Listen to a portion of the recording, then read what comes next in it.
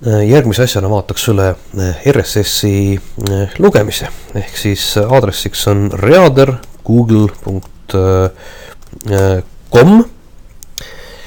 Juhin tähelepanu veel ühele asjale. Hetkel ma lähen aadressile HTTP on siin alguses ehk mitte turvaline.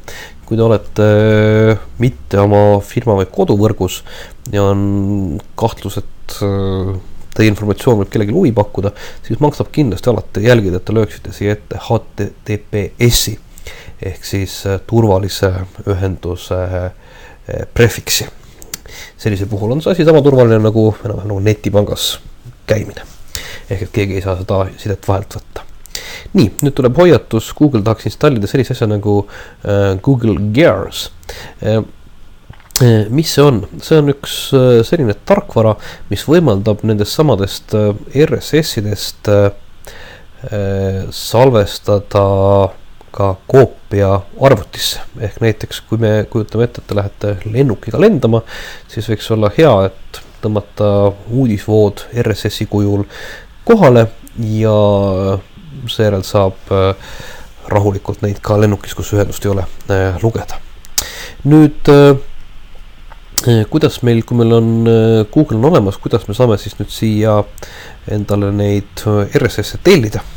Kõige lihtsam on see, et kui me leiame kusagilt RSS-i, läheme näiteks aadressile www.tehnokratt.net ja siit leiab RSS-i mitut moodi. Meil peaks olema siia paremasse serva on tüüpiline sükene RSS-i ikoon, aga nii Firefox kui ka Internet Explorer tuvastavad veebilehe tekstist, kui seal on viidatud spetsiaalsel kujul võimalusele RSS-i tellida, siis ta tuvastab selle ja näitab siin sellist oranži märki. Siia peale klõksates tuleb siis minu puhul ette Feedburneri versioon sellest, kuidas ma saan seda siis endale tellida. Siin on mul mitmeid võimalusi. Ma saan öelda, et tellida Google'iga ja ütleme ka, et always use Google to subscribe to feeds.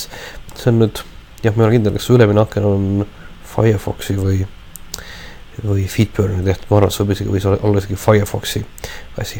Kuhu lisada Google'i kodulehele või Google'i Readerisse. No me paneme telli mõned sinna Readerisse, sest me tahame saada rohkem feed'e.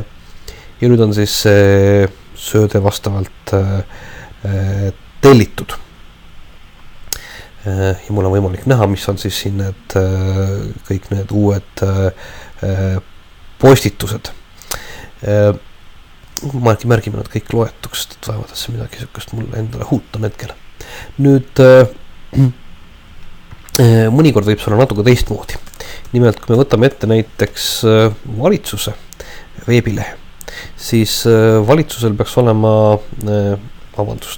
Eesti valitsusega on hetkel see probleem, et see peab olema kindlasti www.valitsus.ee.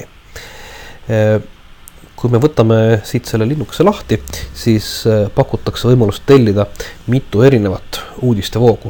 Järjekordselt veebilehe kujunduses on siis tehnilise poole peal ära näidatud, et eestikeelsele veebilehele võib vastata mitu erinevat uudistesöödet ja siis on võimalik seal vahepeal veel klikkida selle peale. Demonstreerin siinkohal ära veel ka selle, et peaks olema eraldi versioonid ingliskeelse kasutaja jaoks, tema näeb juba täpselt siis samuti endale vastavaid RSS-i sööteid.